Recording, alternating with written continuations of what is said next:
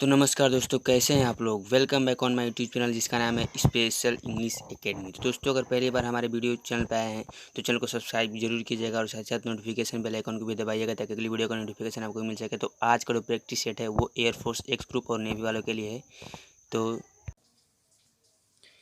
तो चलिए दोस्तों, शुरू करते हैं। तो जो हमारा आज का पहला टॉपिक है, आप देख सकते हो कि आइडेंटिफाई द इनकरेक्ट पार्ट। ठीक है दोस्तों, मतलब हमें जो ये सेंटेंस दिया हुआ है उसमें से इनकरेक्ट पार्ट को ढूंढना है। तो हमारा पहला क्वेश्चन है दे वाक, उसके बाद चार भागों में इसको व्यक्त किया। दे वाक, उसके बाद besides each other in silence, उसके बाद ऑप्शन डी है नो इरर। तो देखिए हमारा जो इरर है ना ऑप्शन बी वाले में है, क्योंकि देखिए बिसाइड्स का प्रयोग नहीं होता। बिसाइड्स का मतलब होता है के अतिरिक्त या के अलावा, और बिसाइड अगर सिर्फ ये से हटा दे इसमें से तो बिसाइड का मतलब होता है के बगल में। तो कोई भी व्यक्ति एक दूसरे के बगल में ही टहलेगा ना, तो यहाँ बात टहलने की हो रही है। कोई व्यक्ति एक दूसरे के अलावा कैसे टहल सकता है। तो यहाँ पे they walk beside, not besides, beside each other in silence. ठीक है, तो ऑप्शन बी वाले पार्ट में रहे तो हमारा ये ऑप्शन सही होगा। ठीक है, इसकी हिंदी होगी कि दोनों एक दूसरे के बगल में आसानी से या क्या बोलते हैं शांत तरीके से टहलते थे। ठीक है दोस्तों, ये इसकी हिंदी होती है। क्वेश्चन नंबर 2 है, आप देख सकते हो फिल इन द ब्लैंक। ठीक है, मतलब जो ये चार वर्ड दिए हुए हैं, इन चारों वर्ड में से कोई एक ऐसा वर्ड है जो सेंटेंस की मीनिंग को पूर्ण करेगा। तो सेंटेंस हमारा ये है कि द गवर्नमेंट विल, उसके बाद यहाँ पे फिल इन द ब्लैंक्स दिया हुआ है all resources to fight poverty. ठीक है दोस्तों, तो जो हमारी सरकार है ऑल रिसोर्सेज, सभी स्रोतों का फाइट पॉवर्टी, गरीबी से लड़ने के लिए क्या कर रही है, तो हार्नेस कर रही है। हार्नेस का मतलब होता है उपयोग में लाना। ठीक है दोस्तों, तो हमारा option C the government will harness all resources to fight poverty, इसका मतलब ये होगा कि हमारी जो सरकार है वो सभी स्रोतों को का उपयोग कर रही है गरीबी से लड़ने के लिए। ठीक है दोस्तों, तो हमारा ऑप्शन सी यहाँ पर से होगा। ऑप्शन बी के बारे में बात करें तो ऑप्शन बी एक्सप्लॉइट का मतलब होता है खपत होना। ऑप्शन डी मास्टर का मतलब होता है क्या बोलते हैं, मास्टर का मतलब इकट्ठा करना होता है। ठीक है, आई मीन कलेक्ट करना। तो ये मास्टर और कलेक्ट दोनों एक ही वर्ड है, वो छोड़ो। तो हमारा ऑप्शन सी यहाँ पर हारने सही होगा।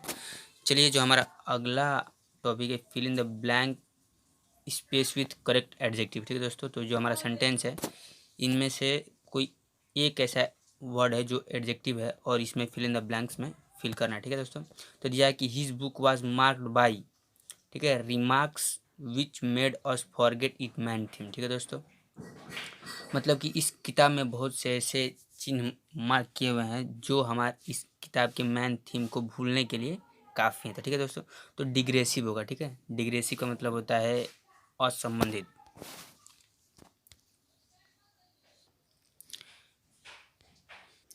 तो हमारा अगला टॉपिक क्या था दोस्तों, अगला टॉपिक था कि fill in the blank with correct article. इसका मतलब ये होगा कि जो क्वेश्चन नंबर 4 है, ये जो पहले ही फिल इन द ब्लैंक्स दिया हुआ है, यानी खाली स्थान दिया हुआ है, उसमें से इन चारों में से यानी तीनों में से, ये तो कोई ऑप्शन ही नहीं, तो इन तीनों में से कोई एक ऐसा ऑप्शन है जो यहाँ पर सटीक होगा और उसको करेक्ट करेगा। ठीक है दोस्तों, तो देखिए पहले सेंटेंस पढ़ते हैं। Book you have asked for is out of stock, मतलब जिस किताब के बारे में तुम पूछ रहे हो वो मेरे स्टॉक में नहीं है, मतलब वो किसी विशेष किताब के बारे में पूछ रहा है। ठीक है दोस्तों, तो विशेष अगर किताब की बात हो तो उसके पहले आर्टिकल के रूप में, अर्थात निश्चित किताब के रूप में अगर प्रयोग हो रहा है तो उसके पहले आर्टिकल के रूप में द का प्रयोग होता है। ठीक है दोस्तों, अगर हम यहाँ पर द प्रयोग करते हैं तो the book you have asked for is out of stock, यहाँ पर द बुक का प्रयोग है। ठीक है दोस्तों, जैसे कुछ किताबें होती हैं जैसे कि धार्मिक ग्रंथ है द गीता, द कुरान, ठीक है, द बाइबल, तो उनके पहले जाहिर सी बात है कि उन किताबों के पहले द का प्रयोग होगा क्योंकि वो निश्चित किताबें हैं। ठीक है, निश्चित चीज़ों का पहले द का प्रयोग होता है। द रविंद्रनाथ टैगोर है।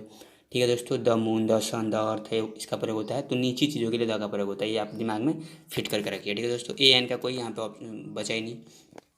चलिए, क्वेश्चन नंबर 5 है आइडेंटिफाई द बेस्ट रिप्लेसमेंट। ठीक है दोस्तों, बेस्ट रिप्लेसमेंट का मतलब ये है कि जो ये अंडरलाइन दिया हुआ है ना, इसमें इसके स्थान पर इन तीनों में से कोई एक यहाँ पर फिल करना है जो इसके सेंटेंस को बेस्ट मतलब आंसर दे। ठीक है, तो देखिए ये जो सेंटेंस है इफ़ आई वर, देखिए आई के बाद वाज का प्रयोग होता है लेकिन वर का प्रयोग किया हुआ है, तो आप यही समझो कि ये जो सेंटेंस है ना ये सब पोजिशनल सेंटेंस है, मतलब आप सिर्फ इसको मान रहे हो, इसके अलावा कुछ नहीं है। तो जब भी ऐसा कंडीशन है, ठीक है दोस्तों, जब भी ऐसा कंडीशन है तो आप देखो कि if I were a millionaire, ये पास्ट में है, और ये जो है यानी ये पास्ट इंडिफिनिट में है। ठीक है दोस्तों, और ये पास्ट परफेक्ट में है। तो ये ऐसे सेंटेंस में अगर पहला वाला पार्ट कामा के पहले वाला पार्ट पास्ट इंडिफिनिट में है तो दूसरा वाला पार्ट भी पास्ट इंडिफिनिट में ही होगा क्योंकि ये सब पोजिशनल है। ठीक है दोस्तों, सिर्फ आप इसकी कामना करो, if I were a millionaire, if I were a prime minister of India, तो ये सपोजिशनल सेंटेंस है। तो इसके जब पास्ट देखिए इसमें से क्या है, कैन हेल्प तो होगा नहीं क्योंकि कैन पास्ट में नहीं प्रेजेंट में है। कुड हैव हेल्प ये भी पास्ट परफेक्ट में है, तो ये ऑप्शन भी गलत है, ये ऑप्शन भी गलत। बचा क्या हमारा, सी वुड हेल्प। और वुड के बाद देखिए हेल्प का प्रयोग किया हुआ है, तो वुड के बाद हेल्प का प्रयोग इसलिए किया हुआ है क्योंकि वुड जो है मॉडल ऑक्सिलरी वर्ब है और उसके बाद कभी भी वर्ब का फर्स्ट फॉर्म आता है, बाकी कुछ नहीं आता। तो हमारा ऑप्शन सी यहाँ पर करेक्ट सही होगा। If I were millionaire I would help, ठीक है, हैव हट जाएगा और ईडी हट जाएगा, बाकी ये सेंटेंस सही है। द पुअर, यदि मैं मिलीनियर होता तो मैं गरीबों की मदद करता। ठीक है दोस्तों, ये इसकी हिंदी। चलिए क्वेश्चन नंबर 6 पे आते हैं। पहले इसका टॉपिक पढ़ते हैं। दिया choose one word for from the choice, मतलब ये जो सेंटेंस है क्वेश्चन नंबर 6, इसमें से इन तीनों में चारों में से कोई एक ऐसा वर्ड है जो इसके लिए वन वर्ड के रूप में प्रयोग होगा। वन वर्ड का मतलब समझते हो, one who does not take any intoxicating drink. देखिए इंटॉक्सिकेटिंग का मतलब होता है मादक अर्थात नशीली, और ड्रिंक का मतलब क्या होता है, पीने योग्य। तो वह जो कभी भी नशीली दवाओं का सेवन नहीं किया हो, ठीक है, या नशीली शराब का सेवन नहीं किया होता, वो होता है पूर्णतः मध्य त्यागी कहते हैं उसको, मध्य त्यागी। मध्य मतलब मदिरा होता है। तो देखिए हमारा option D teetotaller, teetotaller के रूप में यहाँ पर one does not take any intoxicating drink के लिए वन वर्ड सब्स्टिट्यूशन के रूप में टीटो टेलर का प्रयोग यहाँ पर सही होगा। बाकी के ऑप्शन के बारे में अगर हिंदी बात करें तो देखिए इम्यूनो का मतलब होता है प्रतिरक्षी, ठीक है दोस्तों। एडिक्वेट का मतलब होता है योग्य अर्थात कैपेबल। एंड एल्यूजन का मतलब होता है संकेत, ठीक है। एक इल्यूजन होता है जिसका मतलब होता है भ्रम, इल्यूजन यानी भ्रम होता है, ठीक है। चलिए अगला टॉपिक पे आते हैं।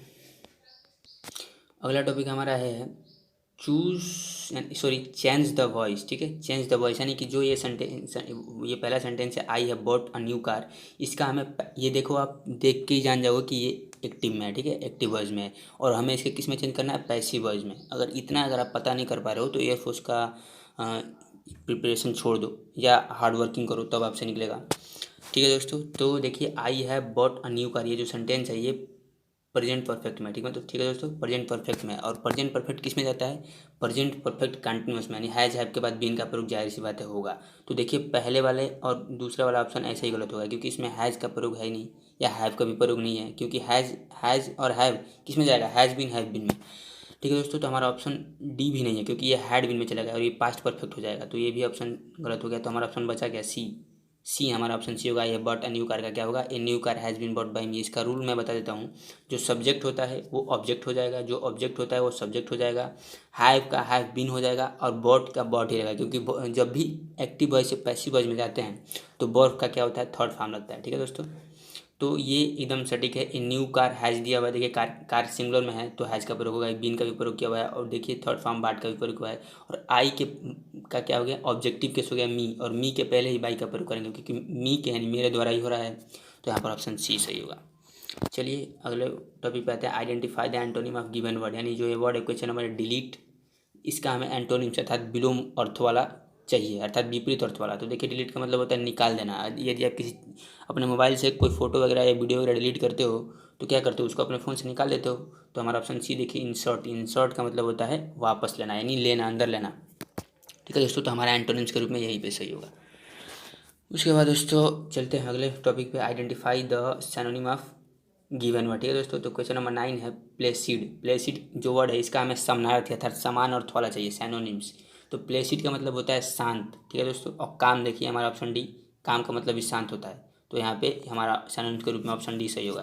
देखिए बात करते हैं प्लान की, तो प्लान का मतलब समतल मैदान होता है, ठीक है।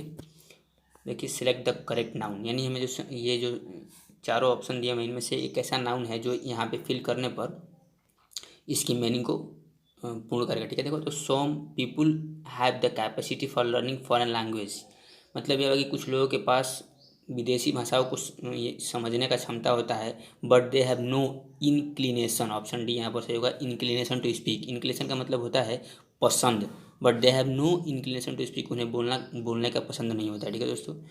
इंटरेस्ट का मतलब होता है रुचि, फॉन्डनेस का मतलब होता है शौक, एनाबिलिटी का मतलब होता है योग्य, पर हमें इंक्लिनेशन के रूप में यहाँ पर ऑप्शन डी के रूप में सही करना है, टिक करना है, ठीक है दोस्तों। आज का लास्ट क्वेश्चन है और चलिए देखते हैं इसमें करना क्या। आइडेंटिफाई द करेक्ट प्रीपोजिशन, यानी कि ये जो सेंटेंस दिया हुआ है ये सेंटेंस, इसमें यहाँ पे कोई एक ऐसा वर्ड इन चारों में से रखना है जो इसके मीनिंग को पूर्ण करे और सही प्रीपोजिशन हो, ठीक है दोस्तों। करेक्ट प्रीपोजिशन का मतलब यही होता है।